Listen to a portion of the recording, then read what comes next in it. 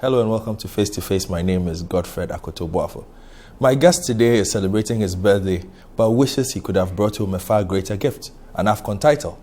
Unfortunately, it did not happen, but he left with his reputation perhaps enhanced even more than before. Mubarak Wakaso is my guest on Face to Face today. Mubarak, welcome to the show. Thank you very much. And a happy birthday. Thanks.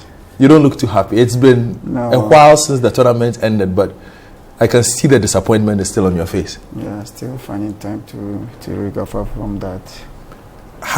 Is it easy to get over something like this? It's not that easy, but life goes on, so we just need to keep working hard. Going into the tournament when you were coming down as an individual, before you joined the team, what was going through your head? What was the mindset going into this particular tournament?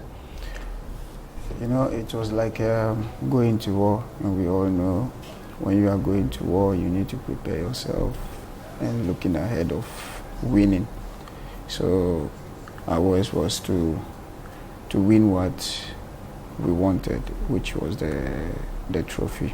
But unfortunately, God did not give us what we were asking for. On a personal level, did you feel you were at your best? You had come off a really good season for Alaves in Spain.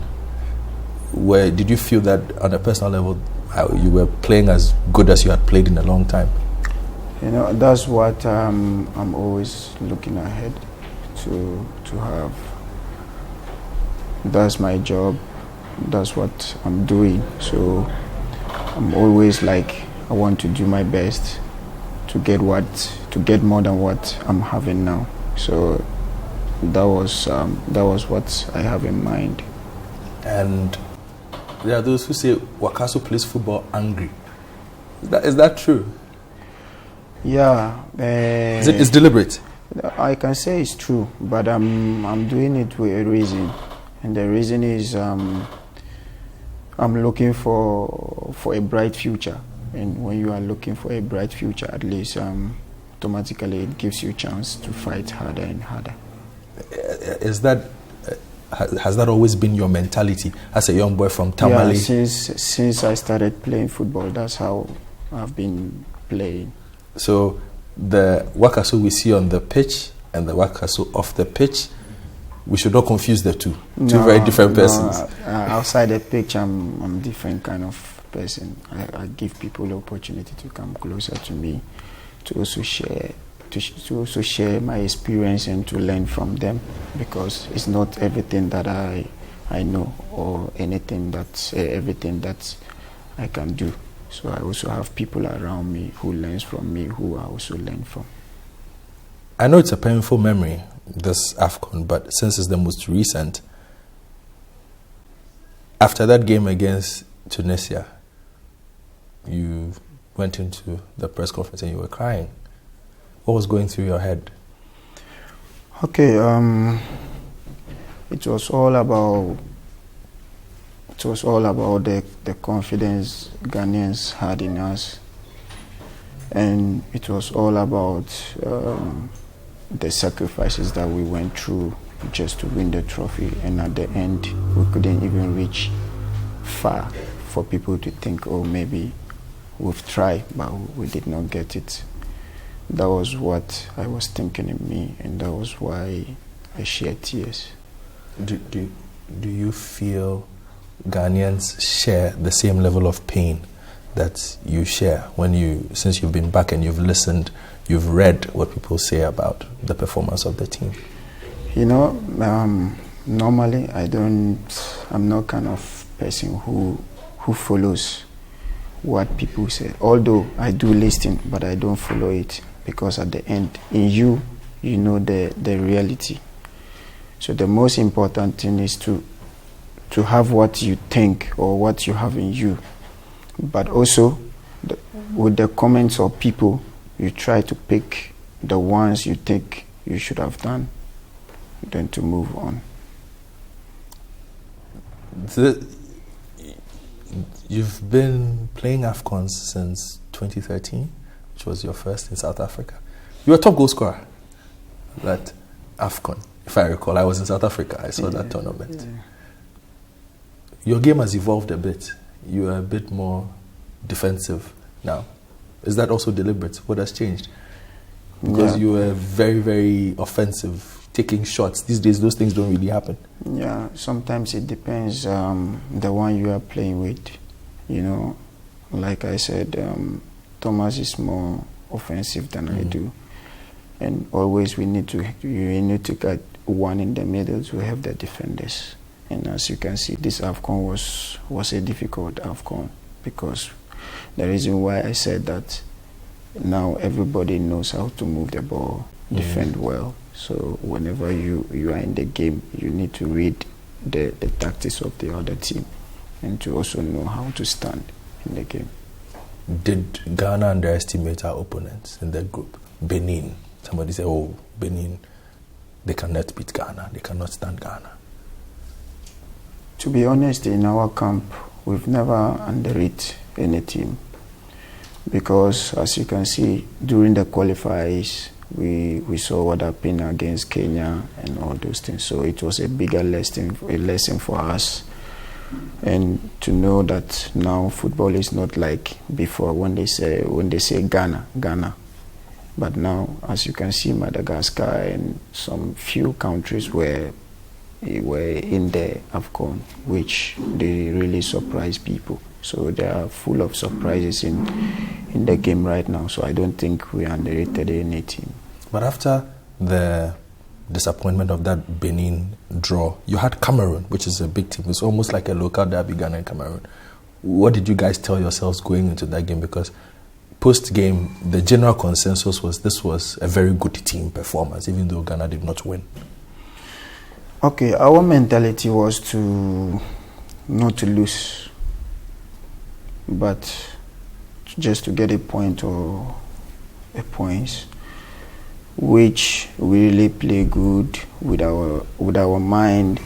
We did not follow what they were doing. We were doing what we can do and like I said, we drew with Benin, which was a difficult game and a difficult moment during the tournament. And going into the Cameroon's game was just to have the team compact. We learned a lot from the first game. So, and we knew Cameroon was a good side. So we have to find a way to stop them. And that was what we had in mind. And fortunately, we got it. We did not lose against Cameroon, which we were looking up to win the last match and go through. That was the game you were man of the match in, the game against Cameroon. You were man of the match? No, it was their Guinea-Bissau. You were man of the match in the game against Guinea-Bissau. Tell me about that game. Did you know anything about Guinea-Bissau going into that game? To be honest, in our group, they were the only team that I don't know anything about them till we watch their video before the game. So that was where we get to know their weak points and their better side. And to be honest, when we started the game, it wasn't easy. So we managed to settle ourselves up and go for them. You were man of the match in that game. You're man of the match in the game against Tunisia as well. Did we think that Tunisia was a team that realistically stood a chance against us at this tournament? Yeah, I thought that game was it was a bigger final game for us to penetrate in the tournament, because we knew they were a very good side and we were going to face difficulties. But in our concentration was to win the game, and we were like, the confidence it was there to win the game. But you know, football it's something else these days. So the penalty shootout, what is it exactly? Why can't we seem to win penalty shootouts? I think that one, I always call it gambling. Penalty shootout is a gamble game. Going to kick maybe in your in your heart, maybe you are looking to put it on the right side or the left side, but getting to the ball with the, penalty is like one against one thing. And when it's there, there's always different mind and like different thinking. So that one, I always call it gambling, and it's a luck. But did it play with your minds when Tunisia made that change with the goalkeeper? Me, to be honest, during that time, my mind was not there because I was fighting for us to get a goal, not to go to the penalty. So that change, I did not see it. It was later that they told me that they have changed the keeper for the penalties. What are the lessons we've learned going forward? You are considered one of the eldest persons of the team, having been around for 6 years now, almost. Going forward, what are the lessons? I'm sure as a team you would have met and had a conversation. Yeah, I think we have been doing that, but in life, as you keep moving, there's always advantage and disadvantage, and you need to learn in those things. So what I think we should do is we should just leave everything behind, come back together, organize ourselves, and look up to what we have in front. How do you build the relationship between the players? It looks like on a personal level, there are people who will see Mubarak and say, oh, well, Wakaso, you play well for Ghana. But as a team, there still seems to be a struggle to get Ghanaians to understand that you mean well when you are on the football pitch. Yeah. What I know is even if someone tells me that I played good, I did not do it by myself. I was with my colleagues, my teammates. We were 11 in the game, and even we had people behind us. Even that, the other players that was in the bench also, the whole Ghana was behind us. So I think it wasn't individual thing. It was a teamwork. So if you tell me I played good, I'll tell you that the credit goes to my colleagues because they were part of what we were doing. You still see yourself playing for the Black Stars going forward? To be honest, I have to take it because in me, I can be in Black Star without winning something. I need to win something before I stop. I know, to be honest, there are young ones coming, and we have to leave a way for them to also continue. But we must set an example for them to come and continue. You are watching Face to Face with Mubarak Wakaso. We'll take a break. When we return, we will delve into how it actually started for the young man in Tamale.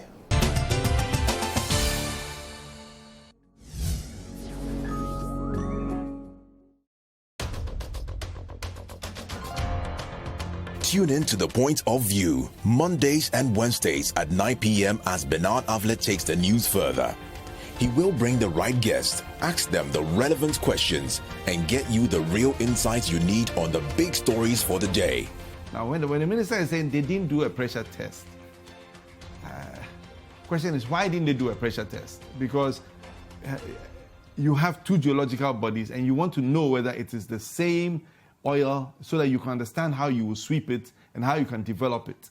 So they have to do the tests. From all the maps, all the geologists and everybody we talk to says it's two different geological, and as such, it is a new discovery. The Point of View with Bernard Avlet, Monday and Wednesday nights, only on Citi TV. Point of View is brought to you in association with Stanbic Bank. Moving forward.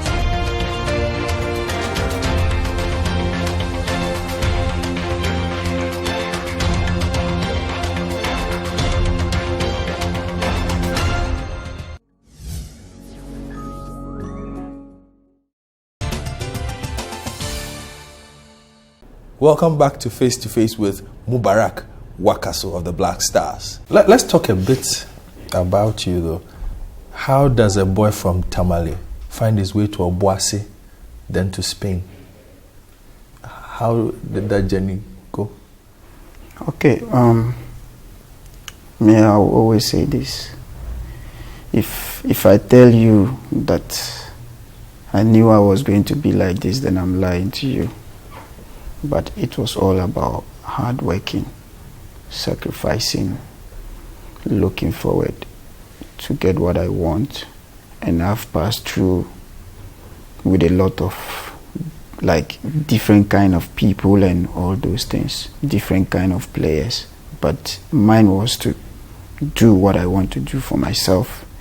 When it comes to the team, I work as a team. When it comes to individual way, I do what I have to do to help myself to get a bright future. And it wasn't easy. You went to AFCON, then you went to Elche, you went to Villarreal.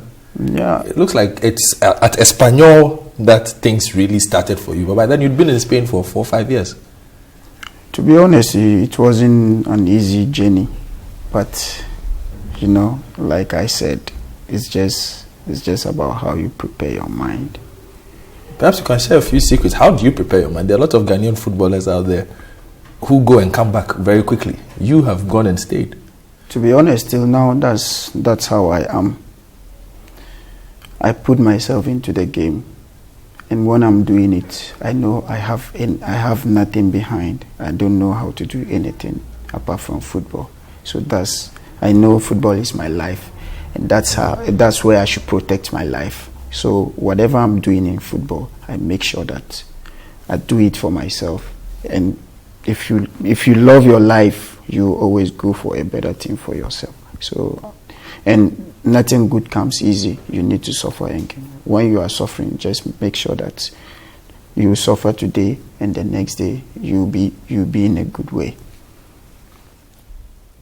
Like I said, Espanyol was good, but post Espanyol, you went through a bit of a rough patch, if you would care to admit. There were a lot of movements around. What was going on with you?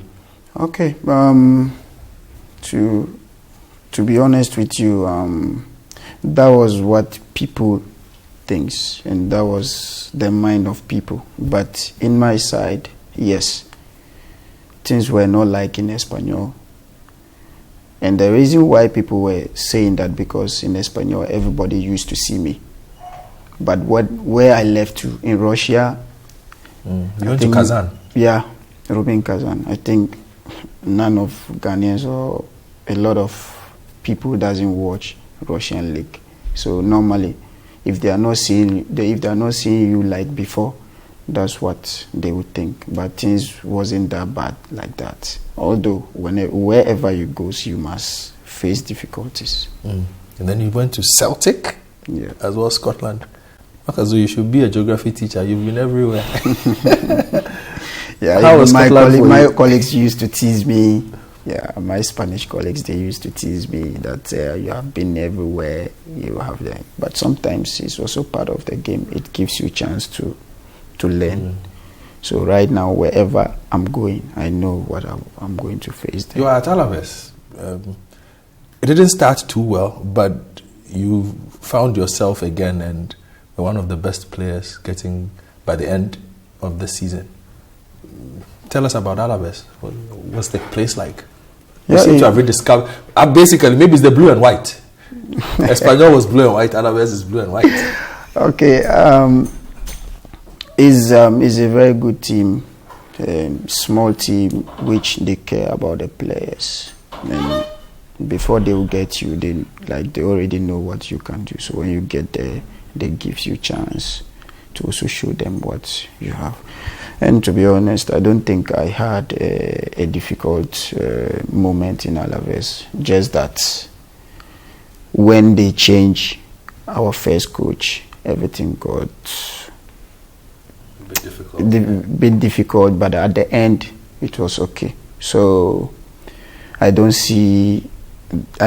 really see the bad side. But this season, after this season, when I sat down myself, I could see that I did better than the first season, which means I got a lot of opportunity to play from the beginning.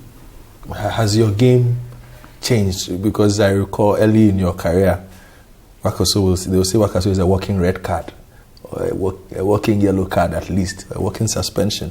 We didn't see too much of that as Alaves. Would you say experience has made you a bit more mature? Yes, of course. Now, I'm a bit old in the game, so at least I've learned a lot.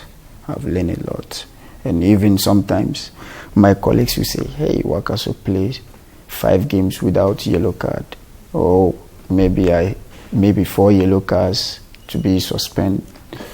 They'll say, hey, you used 1 yellow card to play like 4 matches without receiving a yellow card. So, but sometimes too, it's a strategy for the team. Okay. You scored a goal with your right foot. I thought you only used your right foot for walking. Yeah. But you scored it. It doesn't happen often. What happened? Walk me through that goal. What happened? It was a rebound. So I have nothing to do, just to try with my right foot. And when I shot, I got it. It was unusual, and it was so unusual that it became popular on social media for the fact that Wakaso had actually scored a goal with his right foot. Even when I scored that goal, my colleagues were saying that it's impossible, this is not normal, which I was like, even the coach said to me, hey, this is not normal for you to use your right foot, because during the training I've been trying to use my right foot, but it doesn't come. But to score that in a game is something else. Maybe you should be trying that a bit more. I would do. Now, I realize I've seen a couple of photos. On your cars, you have Kande. Yeah. Is Kande your mother or? That's my mother. Obviously plays a very significant role in your life, considering that you put her out there so proudly. Tell us a bit about her. Okay. She's a special woman in my life since day one.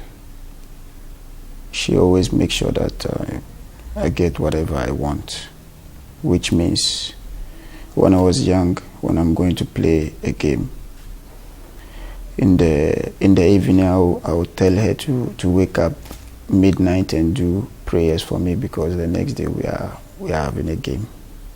And I could remember my justified days with Ayas. That night I told her to pray very hard for me, because we are having a justified the next day. So I want to be the best among my colleagues. And she said okay. So the next day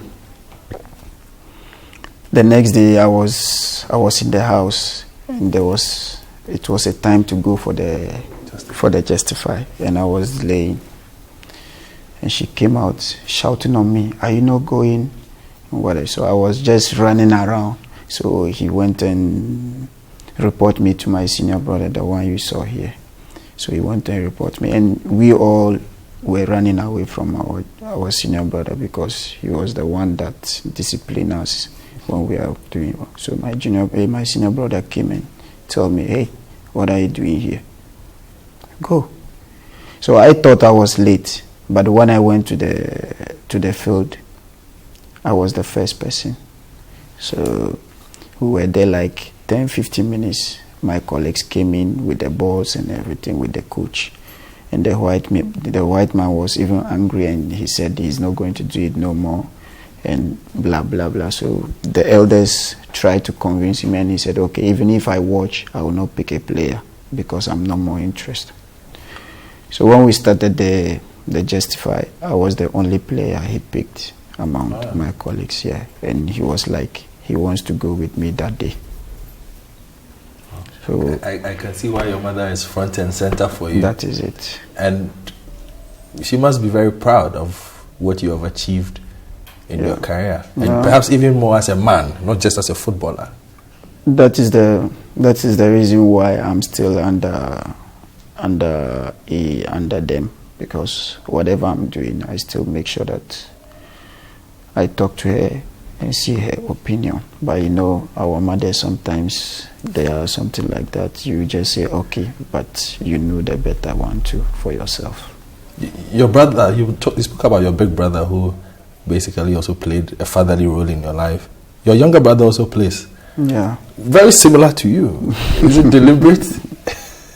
No, I think he started playing as a central defender. But when he went to Portugal, they moved him to play defensive role in the middle. No, he's doing good. You keep in touch when you are away? Well, almost every day we are on the phone. I also noticed you are very religious. You don't play with your faith. And you are very open about it. It's not something that you hide. Yeah. How important is that to your development? Yeah, I was grown up with it. When I was a kid, they used to beat us to perform prayers and to do everything. So even when I left home, it was still in me. And I'm always proud to be that. So when you are proud of something, you need to show it to the others to learn. Maybe there are younger ones who are Muslims. Maybe they are not taking it serious. And if they see you there and you still maintain it, showing it to people that you are a Muslim, it can also help them to pick it up. Maybe it will help them to also reach where you are. And you keep a fine line between the public and the private.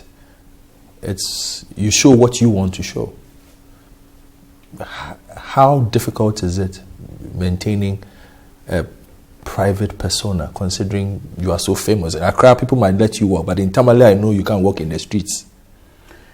Yeah, me, I always want people around me. And that's how we were brought up. And I'm still with my friends that I started with. So I always make sure that they will be around me whenever I'm in Ghana. And I also know what I went through. So sometimes I do feel it. I do feel it in me, and I don't want the other ones to go through that. That is why sometimes we try to help some of them to also achieve their aim. And apart from that, I don't think I have much private things to do, because I always have my people around me. So whatever I'm doing, I discuss it with them, but make sure that it will be between us. But it certainly must be hard when you are not in Ghana. When you are away, it's you, your family, just that. Yeah, that one is not.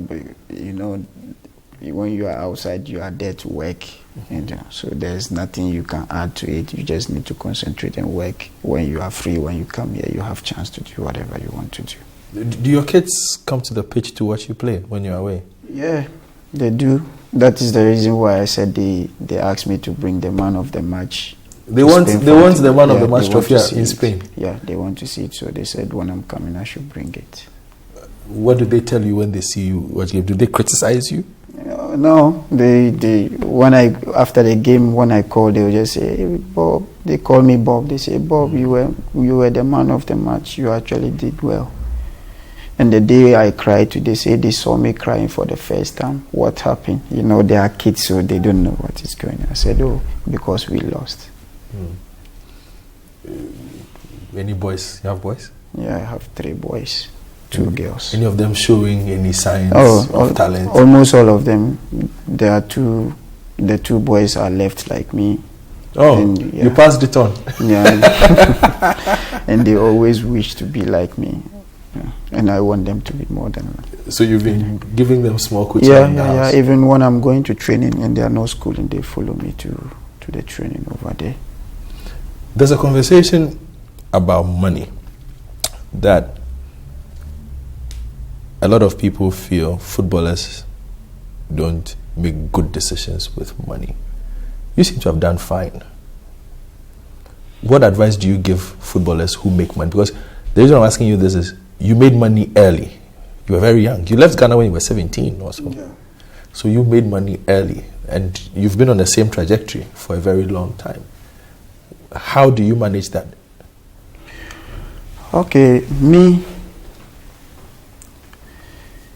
what I believe is there is life, and money is just by the way God decides to give who He wants. But when God gives you, that doesn't mean that it belongs to you alone. There are people behind you.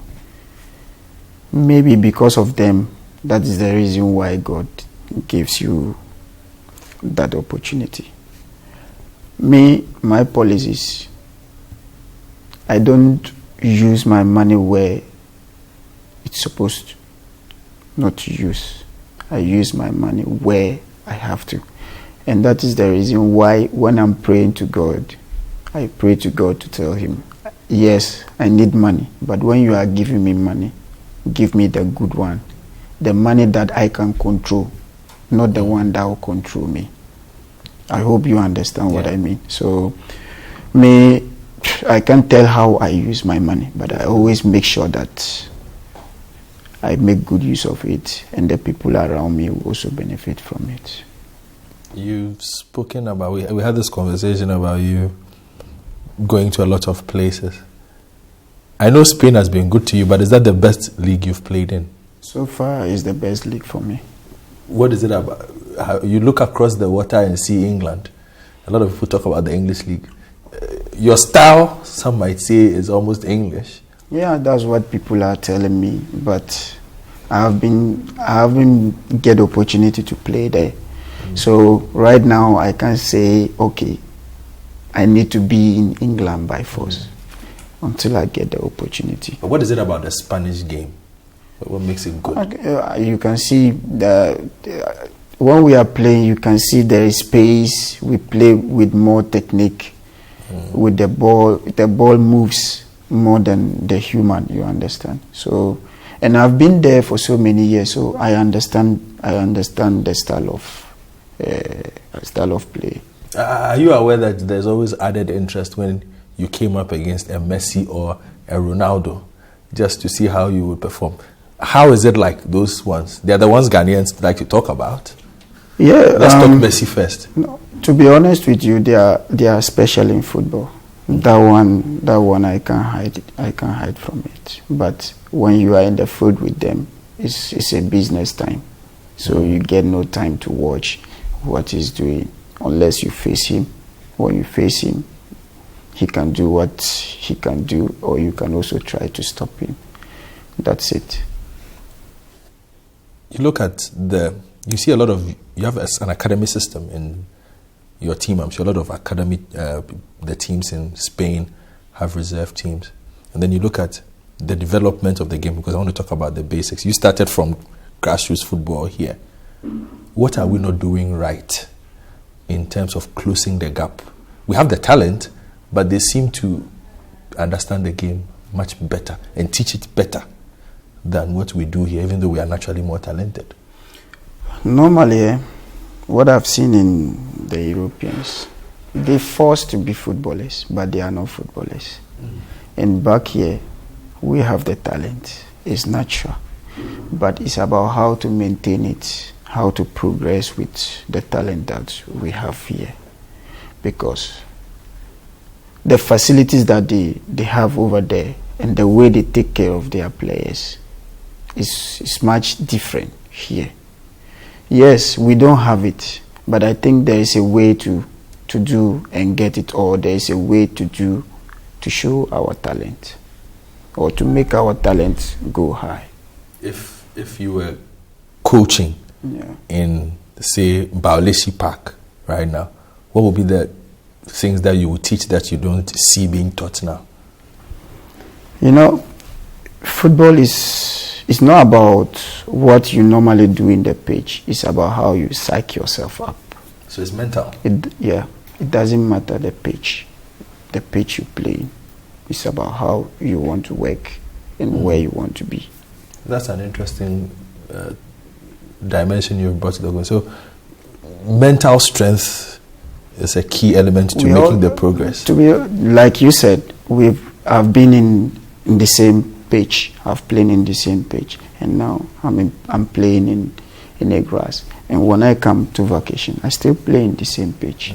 But when you see me playing, it's like I just started again. So the thing is in me. I know what I went through to become like this. When I'm with them, I need to show them the attitude to also get there. But why is it so hard for us to get the attitude? Because like you're saying, the young ones there are being forced to become footballers. That takes a certain level of mental strength. Because they easily get what they want there because they are already there. And we want to go there. That's the difference. But also the time they get for the players too. And the facilities that they have there helps them. Easy. But my belief is whatever you have in your hands belongs to you. It's yours.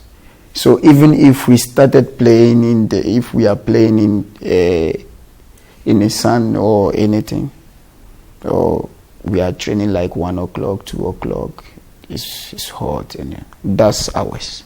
So you just need to work to be better.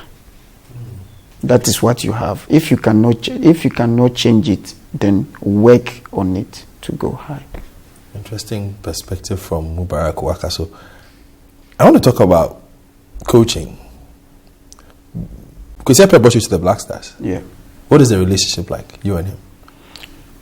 I can't hide it from people. He's like a father to me. You know, there were rumors or reports about 2 years ago that you had fallen out. I will tell you the truth. When that happens, I called him myself to ask him what is going on. He told me that there's nothing going on, just that he wants to see 1 or 2 things. That's what he said to me. And you understood?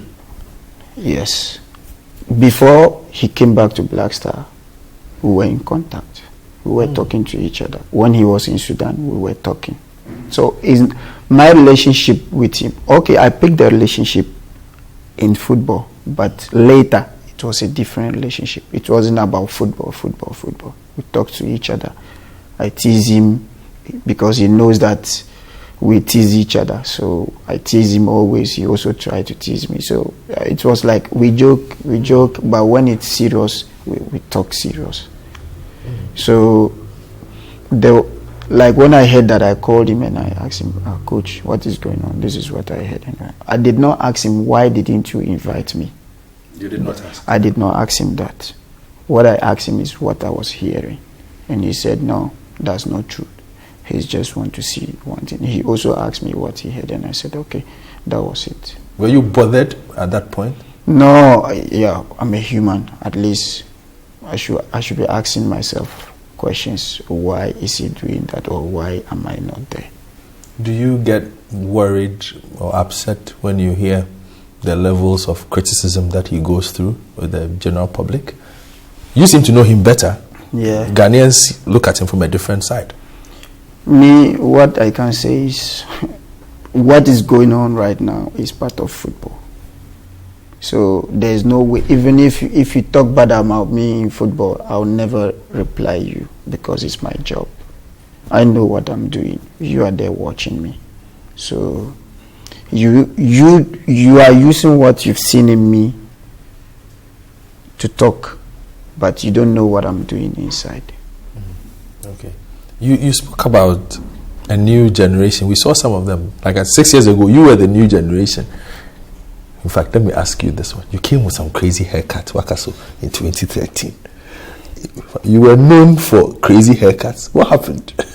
Before I move on to my desk, I cannot forget this question. I will tell you the truth. 2013, you had a mohawk and something. Yeah, I wanted to do something, but the person who did my hair, which is Abiba, the one they call Abiba Locks. Yes. So she was the one who did it. What did she do? But that wasn't the plan. That was the reason after the game I took it off. I wanted to do something else, and she also. I didn't know I got it to plan. But you followed it up with other hairstyles until you got to this one. Yeah, because the hair was not there again to make it, so I was just doing by heart to finish to finish the tournament and take it off. Interesting that you have decided to review to us, because there was a list put together by an international magazine on the craziest hairstyles in world football. I saw it. I think I saw it on the internet too. Yeah, I'm sure you looked at it and you laughed. They said, "Abiba, you have killed me." Even sometimes my children they laugh. They used to laugh at me. But again, let's talk about the young ones. Now you are no longer that boy. You are the man, Mubarak. I'm still a boy. Eh? It's your birthday. The age says you are no longer a boy. Yeah. But the body inside is still a boy. You have young players coming. How do you go about the process of telling them that this is how it is done when you wear the national colors? Because I remember prior to the AFCON, I put out a tweet where I said, you might not be the most talented player in the national team, but I feel you are the most important player in the national team. And this was me 2 weeks before the AFCON started. And I repeated the statement after the AFCON based on your performances. How do you assimilate that kind of attitude to, Samuel Owusu and the Yadom, the young ones who are coming? Because like you're saying, you are still a boy. It's not like you are 30. Yeah. How do you pass that attitude on? Even if you get a chance to talk to that boys, Samuel Owusu, Andy, and they know how I talk when it comes to this kind of decisions. Like Samuel Owusu, like this. Me, whenever I'm going to talk to you about football, I look where you play, and I would take my time to look your behavior before I talk to you. Samuel Owusu, like this. I always make sure, here Nachu, I always make sure that I'll let them know that what they have in their faith, I don't have it. So I will hustle for them, and they will make good use of the ball. Because that's what they have. And as a team or as a nation, I get my part to play. Everybody gets his part to play. So Achu, like this, he always know what I can do for him, and I always know what Achu can do for me. Hold on there. That means you had a bit of a worry when his injury came. No, to be honest, I will not hide it from you. It worries me a lot. I went to him several times to ask him, Achu, try and see if you can play. But I could see that he cannot. But it doesn't matter because Owusu was there. Although, why am I insisting in Achu? Because he's an experienced player. And sometimes we need that kind of players when it's reached to a certain point. So, and Samuel Owusu too is a good player. Even the other Owusu, Kwabna Owusu. Yeah, I was going to ask you about him. He's in Spain. Yeah, he's in Spain. And I used to talk to him a lot. He and Owusu then. And is he as good as they say he is? I will not lie to you. He's a good player. From what you see in Spain? I like him. Yeah, I like him. I like his style of play. Yeah, just that, sometimes it's not everything that you get it the way you want. But that doesn't mean that he's a very good player. You think he's on his way to making it big? He have a future to be in the Black Star team. Yeah. I'm asking this because this season you might meet him more than normal because apparently he's been promoted to Leganes. Yeah, maybe. So maybe you might meet. Speaking of which, reports are that we might see you in the Champions League because you might end up somewhere else. No comment. That's what people are saying. So let's pray for let's pray for the best. It's a good sign, but let's just pray for the best. We'll take our final break, and when we return, I'll ask him a bit about his family. He has them all over his arms. You are welcome back. Now, Mubarak, is your life always about football? Yeah, I have nothing to do with football. So off season, what do you do? With them, training. You see them going. Yeah, that's what we do. We are together, eat together, train together, laugh together. That's all. When we decide. So for you, football is 24/7. That's me. And when I came in, I was surprised you were watching football. And I'm asking this because I realized in my association with footballers, a lot of footballers don't like watching football. I like watching football a lot. Yeah, it helps you to learn. Yes. Do you have specific teams you watch, or you just watch? I watch every football. Because in the game there are quality players, and there are some things that you don't have in you, so you can see them and learn from them. Did you have a favorite team growing up?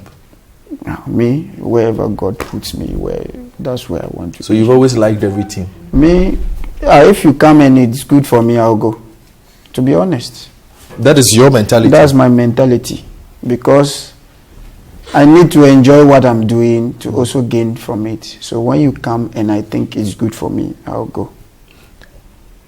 We've arrived at a place in our team where, in our football for that matter, where there seem to be a lot of Tamale boys who are doing well.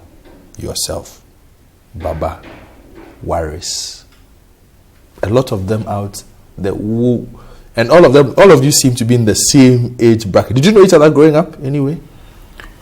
Yeah, Waris, for example, Waris is not a friend to me. He's like a brother to me, because we are related. Oh, okay. Yeah.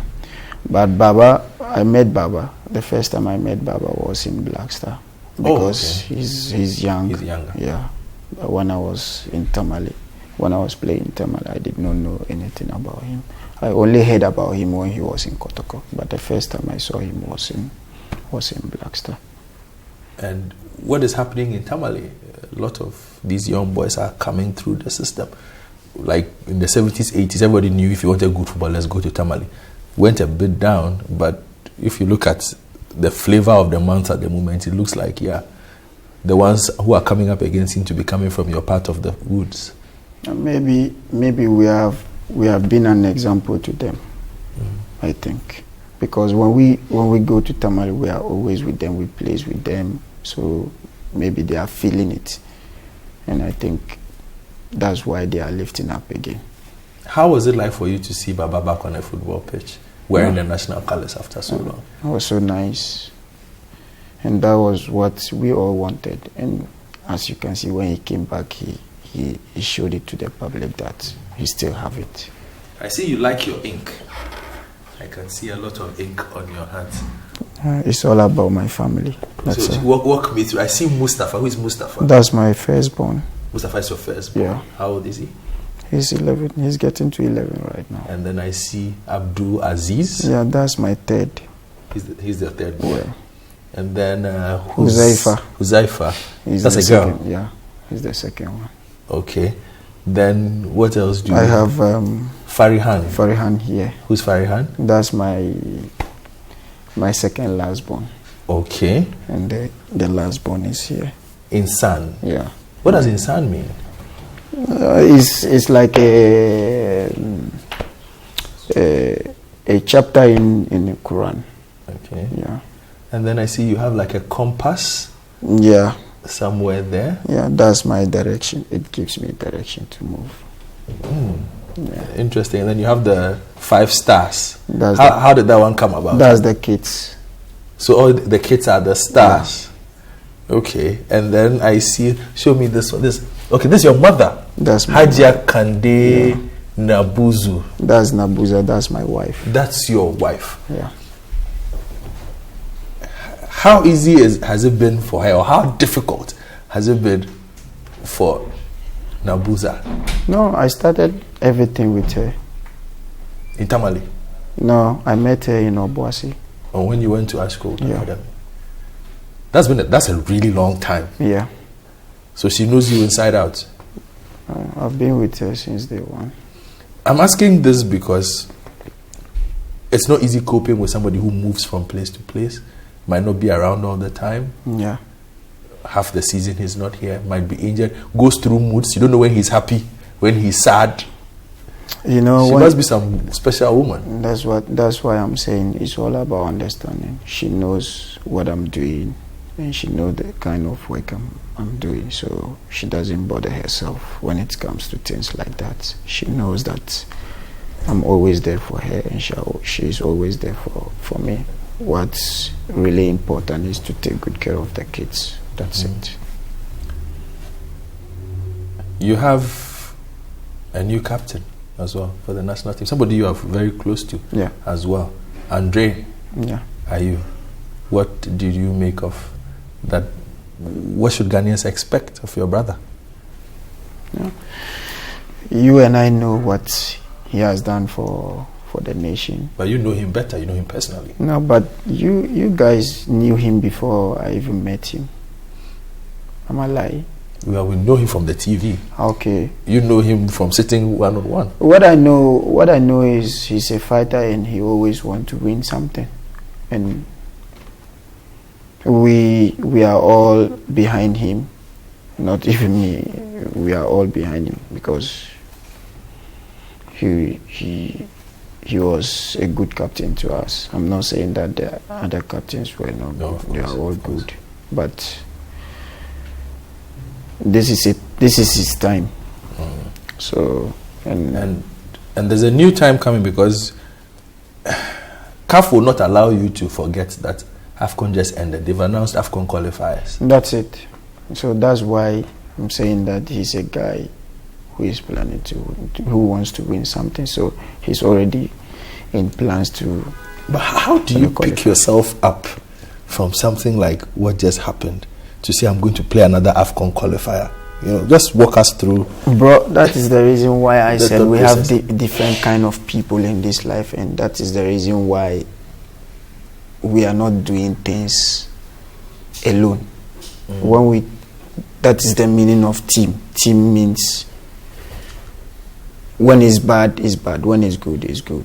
We try to help each other. Since we don't have different mentalities, when something happens, some people can stand it, some people cannot. Some people can just bring something out to move everything around. So that I think we are talking to each other to forget about what happened and pick up, because there's another tax around the corner. So we cannot keep thinking what we don't have in the hands again. So we should pick up what we want to have. And in summation, before we wrap this up, I always ask this of my sporting guests. It's easy to say, I've always wanted to be a footballer, but was there anything else you wanted to do if you had not played football? Was there anything you were good at? No.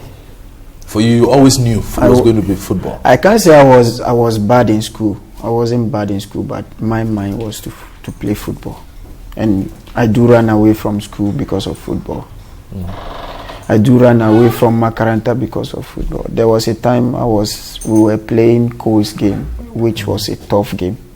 And my father came in to beat me because I did not went to Makaranta.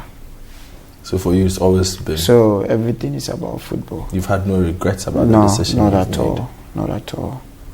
Well, thank you very much, Mubarak. It's been a pleasure hosting us in your lovely home with your brothers all around. You're always welcome. Yeah, so I hope you enjoyed my chat with Mubarak Wakaso as much as I did. He says we should wait and see what happens next with his career. I hope you enjoyed this episode of Face to Face. My name is Godfred Akoto Boafo. Have a good day.